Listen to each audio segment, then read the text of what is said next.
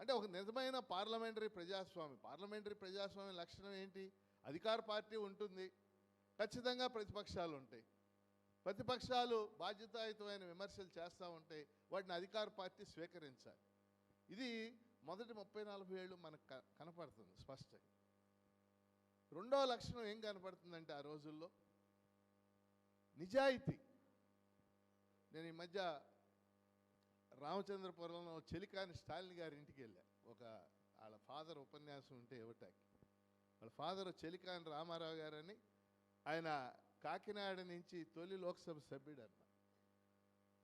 ఆయన ఇంట్లో గోడ మీద తొలి లోక్సభ సభ్యుల ఫోటో అలా వేస్తుంది. నాకు కొంత ఇంట్రెస్ట్ ఉంది కాబట్టి ఆ సభ్యులందరి పేర్లు రాసి ఉన్నాయి.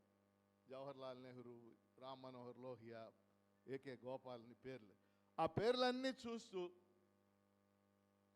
ఈ 480 మంది, అప్పుడు 480 మంది అనుకుంటా సుమారు, వీళ్ళలో ఎవరు అవినీతి పరులు ఉన్నారు అని ఎత్తుక్కుంటూ వెళ్తే ఒక పేరు కూడా కనపడలేదు. అంటే నాకు తెలిసిన నాలెడ్జ్. ఈరోజు 543 మంది పేర్లు వేసి ఏం ఎతకాలి మనం? ఇందులో ఎవరైనా నీతివంతులు ఉన్నారా అని చెప్పేసి. అంటే అసలు లేకుండా కొంతమంది కమ్యూనిస్ట్ పార్టీ సభ్యులు వాళ్ళు వీళ్ళు ఉండొచ్చు. అందుకని ఆ రోజుతో పోల్చినప్పుడు ఈరోజు రెండు కనపడుతుంది. ముఖ్యంగా ఆర్థిక సంస్కరణలు ప్రారంభమయ్యాక ఈ దేశంలో కార్పొరేట్ రాజకీయాలు వచ్చేసి అన్నీ మనం కార్పొరేట్ ఆసుపత్రులు అంటున్నాం, కార్పొరేట్ విద్య అంటున్నాం. అవన్నీ కార్పొరేట్ అయ్యాక రాజకీయాలు ఊరుకోవు కదా. ఇప్పుడు కార్పొరేటైజేషన్ ఆఫ్ పాలిటిక్స్, రాజకీయాలు కూడా కార్పొరేటైజ్ అయిపోయి. అందులో భాగంగా ఏం జరిగింది? ఇవాళ రెండు మార్పులు మనకు కనపడుతుంది. మొదటి మార్పు క్రోనీ క్యాపిటలిజం, ఆశ్రిత పెట్టుబడిదారీ విధానం. ఇవాళ రాజకీయాలను నిర్దేశిస్తుంది క్రోనీ క్యాపిటలిజం. ఆశ్రిత పెట్టుబడిదారీ విధానం అంటే మనకు తెలుసు, పెట్టుబడి పెడతారు, లాభాలు ఆర్జిస్తారు, వాటి కోసం కొంత ప్రయత్నం చేస్తారు. ఆశ్రిత పెట్టుబడిదారీ విధానంలో అది పెట్టుబడి పెట్టేదేం లేదు. అధికారంలో ఉన్నటువంటి వాళ్ళు తమ చుట్టూ ఉన్న వాళ్ళకి బెనిఫిట్స్ పంచుతూ ఉంటారు. ఏ రూపంలో? మైనింగ్ రూపంలో, శాండ్ రూపంలో, భూముల రూపంలో, సెజల రూపంలో. ఈ రాష్ట్రంలో సెజల పేరుతో ఎన్ని వేల ఎకరాలు పంపిణీ కాదు, అది ఎన్ని వేల ఎకరాలు అన్యాక్రాంతం చేశారు. నేను శాసనమండలి సభ్యుడిగా ఉన్నప్పుడు కాకినాడలో ఒక సెజకి ఐటీ సెజ్ పెడతా ఉంటే 120 ఎకరాలు ఇచ్చారు. హౌస్ కమిటీలో నేను కూడా వెళ్ళా. ఆ 120 ఎకరాలు ఆయన చిన్న చిన్న రైతులందరిది పోగేసి ఆ సెజ పెడతా ఉన్న ఆయనకి ఇచ్చారు. అందులో సెజ లేదు, కానీ అది తీసుకున్న ఆయన ఇందులో 100 ఎకరాలు రియల్ ఎస్టేట్కి చేసి అమ్మేశారు, మిగిలింది కొంత బ్యాంకులో పెట్టి. ఈ రకమైనటువంటి మనం చూస్తున్నాం. అందులో భాగమే మన చుట్టూ ఈరోజు ఏం జరుగుతుందో చూస్తున్నాం. కాబట్టి క్రోనీ క్యాపిటలిజం వచ్చాక ప్రజాప్రతినిధులు ఎవరు ఉండాలి? 100 కోట్లు ఖర్చు పెట్టేవాడు లోక్సభకి, 50-60 కోట్లు ఖర్చు పెట్టేవాడు శాసనసభకి.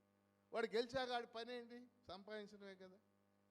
కాబట్టి క్రోనీ క్యాపిటలిజం విధానాలను వ్యతిరేకించకుండా, కార్పొరేటైజేషన్ ఆఫ్ పాలిటిక్స్ని వ్యతిరేకించకుండా దీన్ని మనం చేయలేం. ఇక రెండో విషయం, మన రాష్ట్రంలో ఏం జరుగుతుందో మనం చూస్తాం. నేను కాంగ్రెస్ అధికారంలో ఉన్నప్పుడు కొన్నాళ్ళు శాసనమండలి సభ్యుడిగా ఉన్నాను. వైఎస్ఆర్ కాంగ్రెస్ పార్టీ, టీడీపీ వీళ్ళిద్దరూ పోటీ పడుతున్నప్పుడు కూడా శాసనమండలి సభ్యుడిగా కొన్నాళ్ళు ఉన్నారు.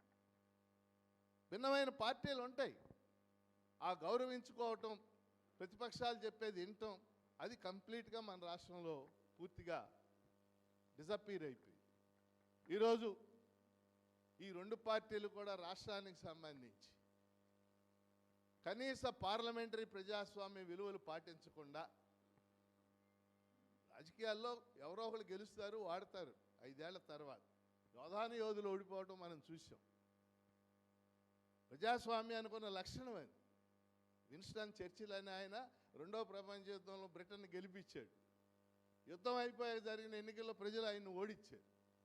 మనం చూసి ఇందిరాగాంధీని ఓడించారు, ఎన్టీ రామారావుని ఓడించారు.